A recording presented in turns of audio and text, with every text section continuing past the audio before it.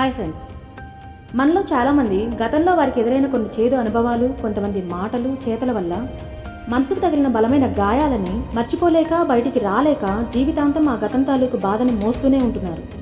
అలా బాధను మోస్తూ ఇప్పుడు ప్రస్తుతాన్ని, రేపటి భవిష్యత్తుని నాశనం చేసుకుంటున్నారు. అలాంటి ఒక సిచ్యువేషన్కి సంబంధించిందే ఈ కథ. ఒకరోజు ఒక టీచర్ తన క్లాస్లో స్టూడెంట్స్ని చదివిస్తూ ఉంటారు. అందరూ చాలా ఇంట్రెస్ట్గా చదువుకుంటూ తెలియనివి డౌట్స్ అడిగి తెలుసుకుంటూ ఉంటారు. కానీ ఆ క్లాస్లో ఒక్క అబ్బాయి మాత్రం చాలా డల్గా, బాధగా కనపడతాడు. ఆ సార్ 2 రోజులు ఆ అబ్బాయిని అబ్జర్వ్ చేసి తర్వాత రోజు పర్సనల్గా పిలిచి, ఎందుకలా డల్గా ఉంటున్నావు, మిగతా పిల్లల్లాగా నువ్వు ఎంజాయ్ చేయట్లేదు, క్వశ్చన్స్ అడగట్లేదు, ఏమైంది అని అడుగుతారు. అప్పుడు ఆ అబ్బాయి, సార్ నాకు గతంలో ఎంతో బాధనిచ్చే ఒక సంఘటన జరిగింది. ఆ గతం తాలూకు బాధ నన్ను విడిచిపోవట్లేదు, మిగతా అందరితో నార్మల్గా ఉండలేకపోతున్నాను అని తన మనసులో ఉన్న బాధనంతా సార్తో షేర్ చేసుకుంటాడు.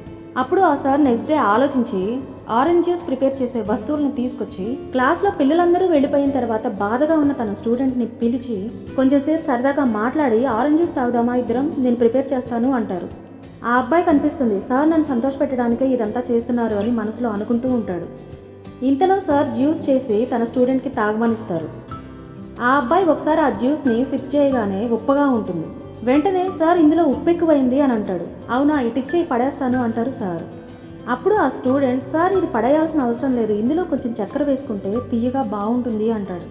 అప్పుడు ఆ సార్ నవ్వుతూ, ఈ జ్యూస్ రూపంలో నేను నీకు చెప్పాలనుకున్నది ఇదే, మన జీవితం కూడా ఈ జ్యూస్ లాంటిదే. మన పాస్ట్లో మిగిలిన బాధ ఏదైతే ఉంటుందో సేమ్ జ్యూస్లో ఉన్న ఉప్పు లాంటిది. గతం తాలూకు బాధ మన జీవితాన్ని భరించలేనంత బాధగా, చీకటిగా మార్చేస్తుంది. అలాంటప్పుడే జ్యూస్లో కలిపిన చక్కెరలాగా మన జీవితాల్లో కూడా కొన్ని మంచి మంచి సంతోషాలని యాడ్ చేయాల్సి ఉంటుంది. అప్పుడే మళ్ళీ మన జీవితం అందంగా, ఆనందంగా ఉంటుంది అంటారు సార్.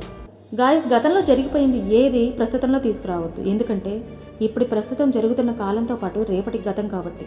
ఇప్పటి ప్రస్తుతాన్ని ఎప్పుడూ బాధగా, భారంగా మోయొద్దు. బాధ కలిగినా పక్కకు నెట్టుకుంటూ వెళ్ళండి. అలా నెట్టేయకుండా మనతో ఆ బాధను మోస్తూ ఉంటే రేపటి గతంలో కూడా ఖచ్చితంగా బాధపడాల్సి వస్తుంది గాయస్.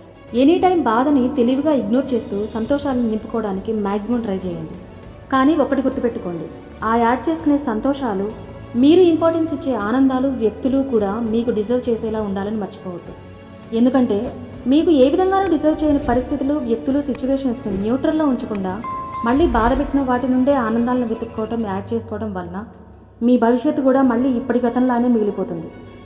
సో గాయస్, ఆల్వేస్ పాజిటివ్గా, ఏ విషయంలోనైనా బ్యాలెన్స్డ్గా, అంతకంటే ఎక్కువ లైఫ్లో ఫోకస్డ్గా ఉంటూ మీ బాధ్యతల్ని సక్రమంగా నిర్వర్తిస్తూ ఎలాంటి రిగ్రెట్స్ లేకుండా, ఎటువంటి సాడ్నెస్కి చోటు ఇవ్వకుండా, ఎనీ టైం సాటిస్ఫైడ్గా అనుకున్నది సాధిస్తూ లైఫ్లో హ్యాపీగా దూసుకెళ్తారని ఆశిస్తున్నాను. Thank you guys.